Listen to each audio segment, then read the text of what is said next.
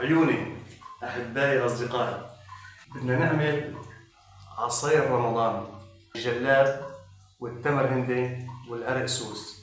أنا اليوم بدي أفرجيكم شو المقادير لهالأسانس المركز من الجلاب، قديش بينحط له سكر، قديش بينحط له حمض الليمون، وقديش بينحط له الزهر للتر مي.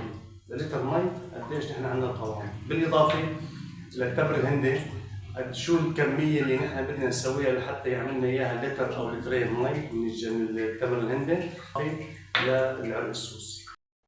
هيدي كميه السوس اللي انا بعملها يوميا، مقدار تقريبا شيء طاسه صغيره او كمشي. نحط عليها رشه كربولا، الكربولا مشان تفتح عنا العرق ويعطينا عرق اسود. وهيك بنرش بالمي.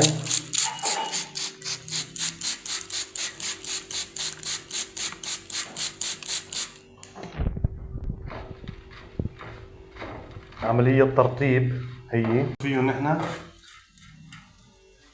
لحتى نوصل لمرحلة انه يشوفوا هن يشبهوا مي وشبعني. هلا بنعرضهم للشمس او للهواء لحتى تتعشق المي بقلبهم، وكل شوي بنقلبهم وبنفركهم. هاي السوسات حطينا لهم شقفة بيضة او اي شقفة، المهم تكون ناعمة بحيث ما يطلع منها التفل السوس. بنحطها تحت المي بشكل خيط لحتى يتكاثف عنا. هالمقدار تقريبا تمر هندي. نحط المي سخنة. إذا كنت مستعجل وعندك ضيوف، 200 جرام تمر هندي، 200 جرام بالتحديد، ولتر مي، لتر مي مغلية بيطلعوا عندك تمام.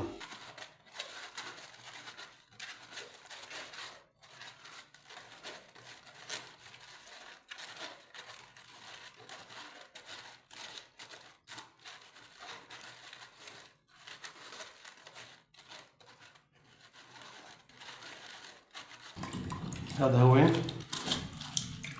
ونكون طلعنا خلاصة تمر هندي. شاي كركديه مشان تعطينا لون حمرا.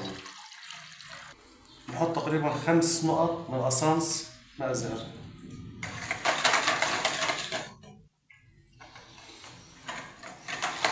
يا قلبي التمر هندي تعال عندي.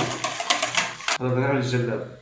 لتر مي، تقريبا 3/4 ملعقة الشاي ملح الليمون حمض الليمون، عندنا مقدار 7 ملائق سكر يعني كاسة لتر المي. هذول بنحركهم مع بعض. هلا هذا هو الأسانس، موجود بأي محل، أسانس مركز. نحط نص ملعقة